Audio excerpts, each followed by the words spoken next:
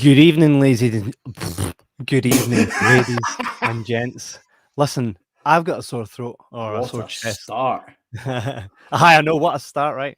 What a As you can see, there's still only two of us here right now. We are awaiting our guest for this evening.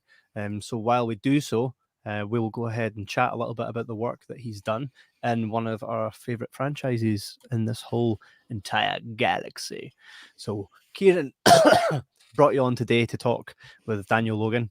Absolutely. Fingers crossed he's not having any technical issues or has forgot about us. But hopefully not. Hopefully not. hopefully not. So we'll await his arrival Yeah, and just kind of talk in the meantime. But I have been a Star Wars fan since for as long as I can remember. I think I knew who Darth Vader was, just like my kids do. Before they know other stuff, they know who the Star Wars characters are. absolutely. Of the original three, what is your favorite Star Wars movie? Are you talking original three as in 70s, 80s, or are you talking 90s, 2000s? Oh, you're walking a tightrope there. I know, but that when depends you on who ask you that talk question. to. That depends okay, original. Original, yeah. Probably Return of the Jedi, I think. Yeah. I mean, I it's because it's think a happy so. ending, isn't it? I don't even know if it's that. It's the Ewoks, man. I love Ewoks. They have their own show as well, the little animated show. Did you ever watch They- that on videotape? I did when I was younger, yeah. It was a proper, it was a videotape. That's how old it was. Yeah. No, I did watch that. But I'll be completely honest straight off the bat. Hmm. Haven't seen Solo. And I'm not convinced I want to watch it either. I can tell you reasons as to why you should. Quickly, see Matthew Min. Hi, mate. I hope you're having a Something, fine man. Friday. Thanks for tuning in as always. Yes. You've not seen Solo. Is there any I reason haven't. that you haven't watched it? No, not really. It's just something I haven't seen yet, and I never got around to watching when it first came out, and it's just one of these things. Since then, I've I'll watch it, and I've never put it on. And you've not heard any spoilers? No, absolutely nothing. Which I'm lucky about. Can I give you one? Absolutely, I'll still watch it. It's something I will watch, whether there are spoilers or not. Well, let me tell you the story of why I went to watch it, because at this point, I think when Solo had come out, I was like, Mm-hmm. I was like, what they doing here? I'm not sure about this, because they've got, obviously, it's hard to have someone play Han Solo that isn't Harrison Ford. It's also hard to play Harrison Ford when he's initially an older guy. So I was like, I felt a bit apprehensive. So and just so you know, every Star Wars movie that came out before Solo, I was there, midnight release, right? The first viewing, I was there. That's how big a Star Wars fan I am. But I wasn't for Solo. And then the next day, I'm quite known. Apparently, J-Mac always says that I spoil things. Like I do, right? I've never had that experience. Well, one of my mates wanted to really get me back. His name's Connor, and he walked in the next day to work, and he goes, Kev, did you see that Darth Maul returned in Solo? And I went, no, he didn't. He goes, he did. I was like, I need to go see it tonight.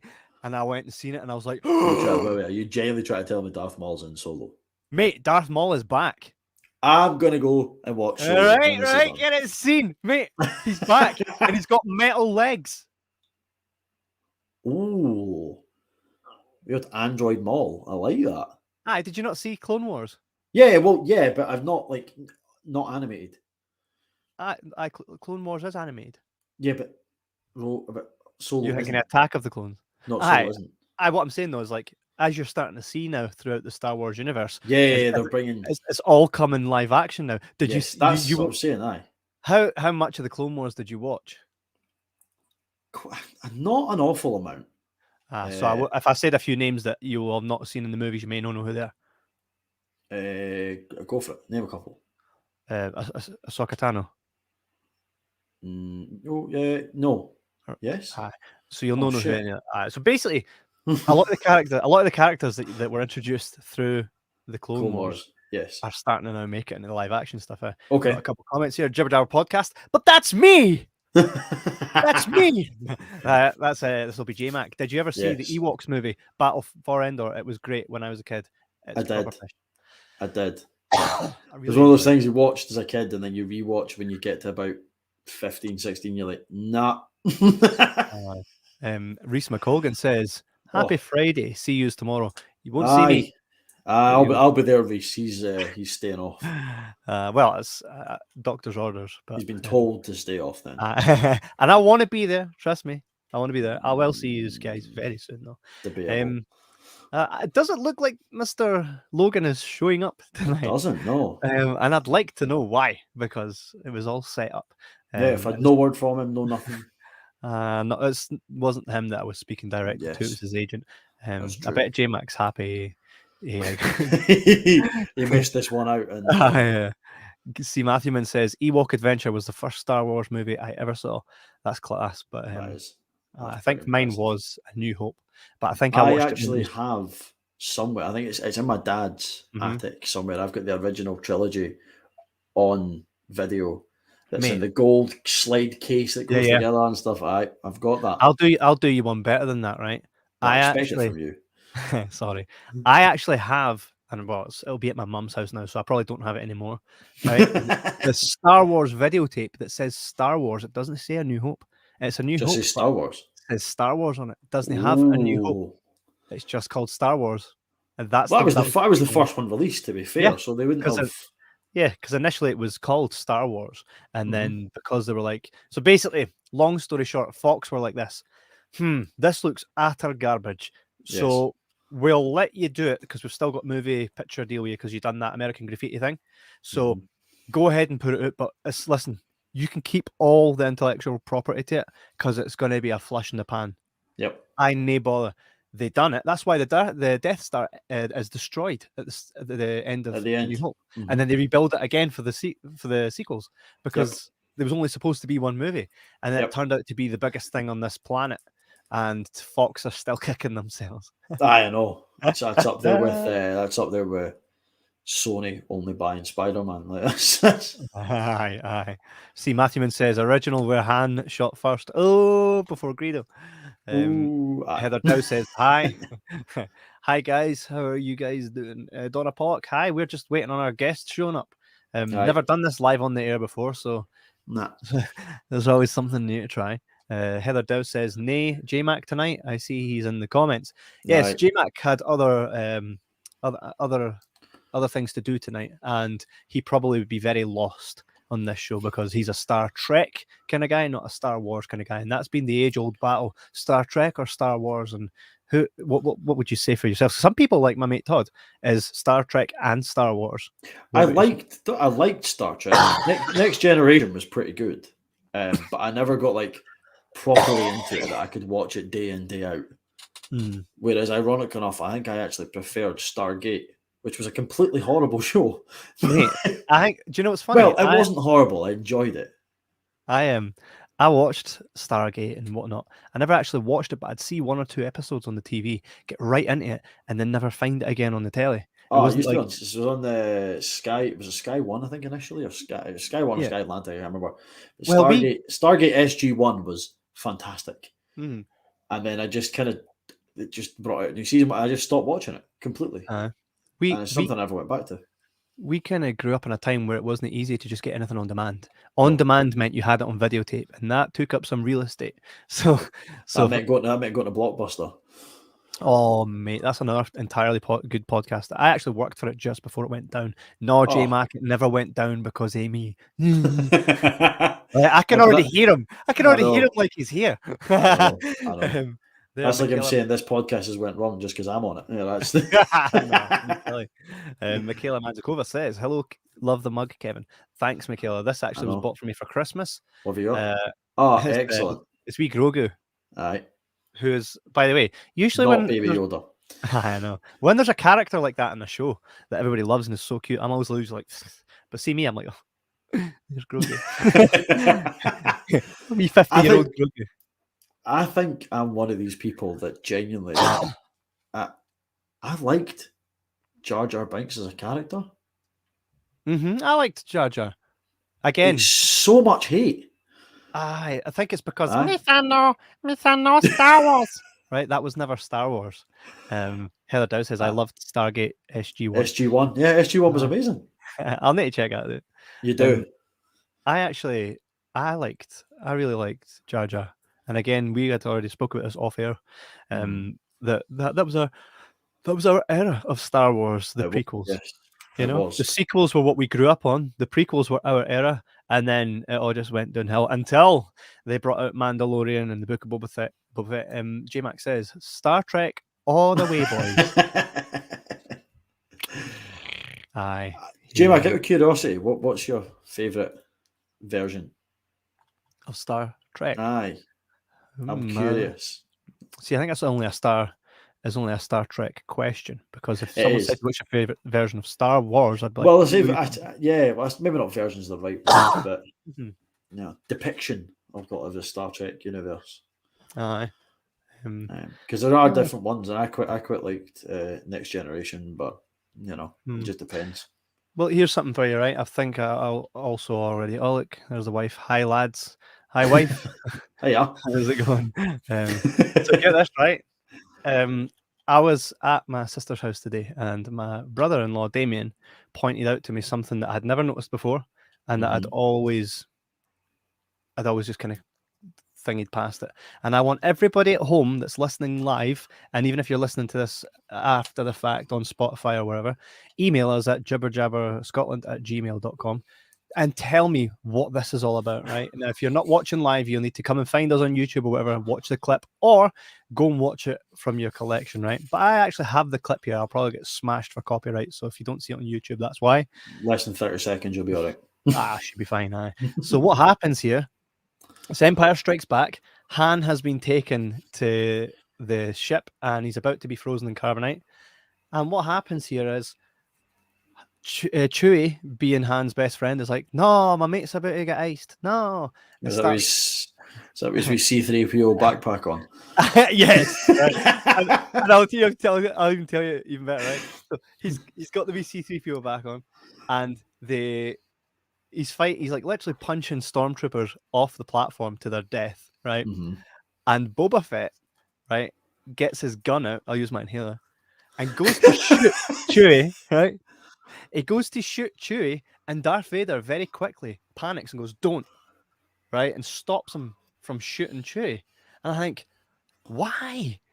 And it's a very good question. Why? Because surely Darth Vader would be fine with that. Yeah. All things considered, Chewie being shot would be decent, and it would also stop Chewie from freaking out and killing all his wee guys, And I said to my brother-in-law, I goes, maybe it's because Darth Vader did build C-3PO, right? So maybe he didn't want C-3PO to die, and he's like, Darth Vader wouldn't care about that after what he's done to everybody else. Also, I don't know, Also, look at the neck of C-3PO anyway. Right? So I'm going to play this clip, eh? I mean, he's right in a way, but I don't know. He did have a bit of a soft spot for his droid, so I don't think so. He never had a soft spot for the people he loved, let alone his droid. So let's watch this, and if anybody watching can tell us in the comments why. Tell us why he stopped him. He stopped Boba Fett. I'm really intrigued. Killing his wee Wookiee. Here we go. Put him in.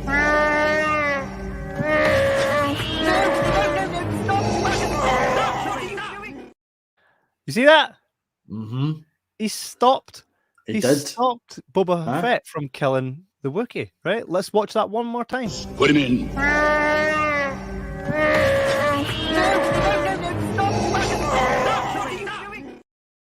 It's not like death isn't happening there. Yeah, he's just. I don't know. Okay, so go through the story of events from there. Droid lives matter. Absolutely. If he'd killed Chewie, then would it have really changed the events going forward? I mean, yeah. But I can't find any reason why he wouldn't. Well, he's Darth freaking Vader. He destroyed the planet right at the start. Bloody. His whole purpose is he has no emotion other than hatred. C. Matthewman says, movie rule number 1: never kill the dog. That's a fairly good point, though. It is. Do you know what? That's one thing, Matthew, man. Right? We all think he's just the really amazingly talented artist guy, right? But this guy's got some really good logic when it comes to movies. Yeah, he does. J-Mac says, "Is that not from Rainbow? Big Bungle." I don't even know what that is. You don't know what Rainbow is? Oh, right. Yeah. Zippy, Bumble. Yeah. Zebedee. No, that's Magic Roundabout. I do remember Rainbow. Yeah. Heather Zippy Dow says, Bumble. Production didn't want laser holes in the Chewbacca suit.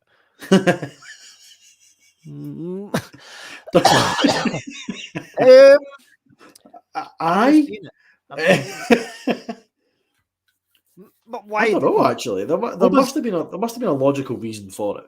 Well, I mean, Boba is hired by the Empire, right? Yeah, he's a bounty hunter. Yeah. Right. So he brought the bounty. I kind of came up with the idea that perhaps, so he's a hired gun for Darth Vader. Why would people of all people, Darth Vader, need a hired gun? I think it's for the element of surprise, really, right? But and Boba Fett does his job to a T, and so he's a hired gun. So perhaps he was it's too easy a kill. You don't deserve it. He's like, don't kill them because I'm not paying this guy any more than I already have. Right? If I want to kill Chewbacca, I'll kill him myself, not have to pay you to do it. Gun done. I'm not paying you any more than I already paid you. Maybe he's a businessman. You're a midnight man. I mean, maybe, but I don't know. I mean, I could see it potentially, but he's not really one that seems to spare no expense. I mean, him and John Hammond would do on well. But in terms of it's something that I can't really find an answer for. It's a really good question, though. Yeah. In fact, there's one that threw me off, and I've never noticed until somebody pointed it out to me years ago, and now it's all over the internet and all that. But C-3PO having 2 different coloured legs baffled me. Yeah. Strange, isn't it? And then he has a different coloured arm in the newest Force Awakens, and that's never been explained yet. But I have faith. Michaela Manzukova says maybe he thought I haven't moved for a while. I better do something before they cut my face. Perhaps. J-Mac says Joby Fett. P. What? Pubaka P3PO. Bar. Heather Dow says, according to Google, no disintegrations. Yep. Vader had the situation under control. He didn't need Fett costing him a valuable prisoner to use against Luke. Chewbacca was a friend of Luke's, and so could be used to control him, as when Vader was touring Chewbacca. Okay, that makes sense. It's a ransom sort of thing. Aye. In order to draw Luke to no disintegration. Well done, Heather. And she even credited Google there. You could have just been like, Ken, what? I've got all the answers. I know that shit. I know that. That's all that. Actually, that does explain it. To be fair, it's only the leverage you'll get. Other than having Han. He needed. But then again, he did just have a Han. But then again, he's like, here, Han's gone in the tube. Exactly. Need somebody else. Aye. And he does actually use them, doesn't he? To go. That's true. Actually, it does. To be fair. Well, by the looks of it, it doesn't look like our guest is going to show up tonight. So we'll maybe chat a wee bit about the Book of Boba Fett and the Mandalorian. I would just like. Have you seen all of the 3 sequels of Star Wars? I have seen all 3, yes, but I have not seen the Book of Mandalorian. No, I still haven't watched it. I want to, just haven't. Yes, Last Jedi and things like that. Yeah, apart from Solo. Yeah. Well, thingy. Mandalorian came first. We've had someone from Mandalorian on, a close friend of the show, Mr. Rosas. She was really, really good in Mandalorian. I love seeing her name in there because I always know it's going to be something really cool when she's in it. That show has single-handedly brought back faith in the Star Wars universe. Mandalorian, for me, is everything that Star Wars could have been. The new sequel trilogy, it could have been what Mandalorian is, and I think what the driving force is is Dave Filoni and Jon Favreau. Really need to have those guys at the helm in order to make that what it is, and they proved that through Mandalorian and the Book of Boba Fett. See, I agree with you, but I'm not sure if it's just on that basis. I don't know if it's partially to do. You've seen the split recently, or not recently, in the last sort of 10 years or so, of how movies in general have taken a slight dip, and then the quality of TV shows has taken a massive rise. And something as big a franchise as Star Wars, although we had Attack of the Clones and Clones Wars, as a TV show, there's far more you could do with it than you could stick into a movie, especially when it's got that sort of characterization attached to it. You're limited to what you can do, whereas with a TV show, you can expand on that for hours. Yeah. Well, they done the Star Wars, the Clone Wars, the series, and there's a lot of really good stuff happened on that, where you got to see Boba Fett chase down Mace Windu, and continue trying to kill him. Yeah, and I'd like to see that in live action. But then again, we were introduced to new characters like Din Djarin, who is the Mandalorian. Phenomenal. It was the first time we saw a new composer for the series, for Star Wars as a whole, because that's the first time that we didn't have John Williams doing the score. They got that new fella, and again, they're hitting it on all cylinders with that one. You're going to check out Mandalorian, right? Absolutely. It's definitely something I should have watched. Not even in prior knowledge to this, but it's just something I should have watched in general, just for being a good show, tied to Star Wars or not. But definitely something I need to watch. Yeah. It's definitely a fun show. It's something that you look forward to. Aye. Absolutely. I'm sorry. I'm just looking up who the composer was. It was. What's his name? It's Wolfgang. I think his name's Wolfgang something. I was trying to remember. I remember reading it at one point. He's very much. It's a foreign name. Wolfgang somebody. I think it's something to do with Wolfgang. It's the most incredible name. Wolfgang. I mean, imagine being called Wolfgang. Like, what's your name? Wolfgang. All right, like Wolf and Gang. No. Just Wolfgang. Oh no! Apparently it's Ludwig Göransson. Goransson. Yeah. Oh, Ludwig. Oh well, not Wolfgang. Ludwig Göransson. Harry Fartbanger. Pretty big German names though, either way. Yeah. Aye. But no, it's definitely something I want to watch, and I want to dedicate a good amount of time to watch it properly, and not just have it as something you have on in the background and you'll watch when you get to it. Oh mate, really, really good. It's one of those. Faith has been restored, and I've heard that from a lot of people as well. That in comparison to the movies, which don't want to slate, I've never made a movie, but at the same time, if I was making a Star Wars movie, I'd at least stick everything I've got into it and make it as effective as possible. Absolutely, it just doesn't seem to have been done. Yeah. Well, the thing is, Force Awakens started off very credibly, and then the bat was passed to Rian Johnson, who was like, "All right, see all this plan that actually does seem pretty good. Right, all the ideas we've got, we'll just get rid of them all." Right, and then once he screwed that up completely with Last Jedi, he was like, "Right, that's me done. Enjoy."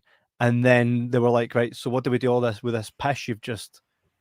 So what do we do for the third installment?" And they're just like, you just work it out. And it's a shame because I heard that the story was supposed to be really good. And you have seen the sequel trilogy, haven't you? Yes. Yeah. So you'll know, obviously, Kylo Ren, how that all played out. Yes. But Kylo Ren actually was initially, and I heard this today actually. One second, here's Craig Matthewman has a comment. I've never been a Star Wars guy, but I love the Western vibe from Mando and Boba. Yeah, there's definitely a Western vibe there, especially really in the latest episode of Boba Fett, the Book of Boba Fett. It's really Western. There's even a shootout. But get this right.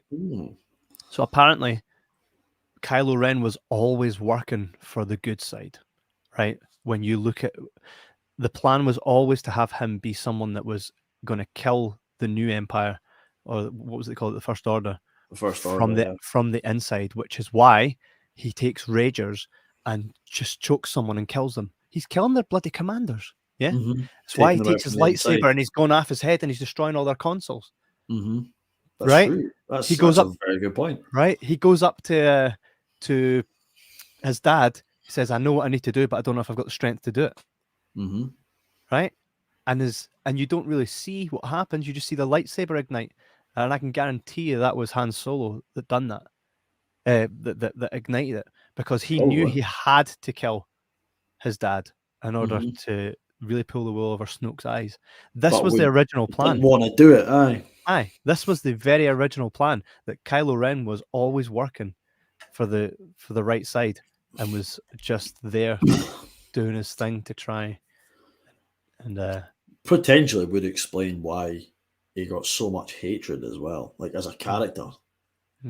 Which is weird because it had so much potential. But then obviously, again, if you're having it from that way, it's supposed to be, the inside, killing them off from the inside. He's played it perfectly. Depends on your perception of it. Yeah. Well, it's a shame because I think Rian Johnson took what that plan was and screwed it up. J-Mac says, "Remember when I walked out of Rise of Skywalker?" Well, yeah. But you didn't stay. I don't think you were the only one either. The thing is about that Rise of Skywalker, here is the almighty Palpatine back again on the screen for the first time in how many years, and that's him just getting out of the ICU, dead right away. Like, what? Aye. Really? This is Palpatine. Yeah, what the Sith Lord, the pinnacle of evil. Right, the guy that's not dead after being thrown down a big shaft in the Death Star, blowing up, and then blown up with the Death Star. Not dead. Not dead, everybody. Right? Nah. And then spent that whole time creating a massive fleet, right, that burst through the planet and could literally destroy anything. Yep. And you all get wiped out by a wee lassie. And she's like, they're like, "Who are you?" And she's like, "I'm Skywalker." No, you're no. No, exactly. I mean, no. I mean, no hatred to Rey as a character. No, she was a good character. She was class. Not that good though. Not capable of those of that itself. She never had any training on Dagobah. Let's put it that way. Mate, at the end of The Force Awakens, she's fighting with Kylo Ren in a lightsaber battle. Like, where was her training? Luke had to go to Dagobah and spend ages there with one arm. No. Well, no, it didn't have one arm at that point, but it was quite close. He had one hand. But he went there and had to spend all that time training and learning the ways of the Force. Rey's just like, Ken, what? Nah, just give me that. Give this. I'll go have a go. Put a couple of cheat codes in, eh? Was it? J-Mac says, and I'm Jordan Schwarzenegger. Yes, you are. She's Greta Thunberg. Skipping it all and getting right to the end. But I don't know. I think Rey has a clue what she's talking about, though. She's smart enough to know what's going on, but it's certainly it was a bit of a letdown in a sense, and I don't know. I think Kylo Ren could have been a hell of a lot more of an interesting character. He had by far second best lightsaber out of the entire franchise. Yeah. Doesn't beat Windows, but it's up there. It was quite cool. I'm quite big on different kind of guns and stuff. It was up there. It was something different and unique, and I don't know. It was just disappointment. Which again brings back to your comment of why you're saying that the Mandalorian restored so much faith. Which is why I need to watch the bloody thing. Mate, you do. And see, when we do, we'll do another a Star Wars episode, because we're long overdue a Star Wars episode. This was supposed to be it, but we'll get something. We've got a few other friends that are in the Star Wars universe. We can bring them on and we'll chat more Star Wars, by which time you'll have seen The Mandalorian and the Book of Boba Fett. I definitely will have. But I think we shall just maybe call it there and and just go and watch some Star Wars then, right? But it's been good chatting to you. Good chatting to you guys in the comments. Thank you guys for showing up for us tonight, and we'll see you on the next episode, Keiron. Have a good night, everyone. May the fourth be guys. with you.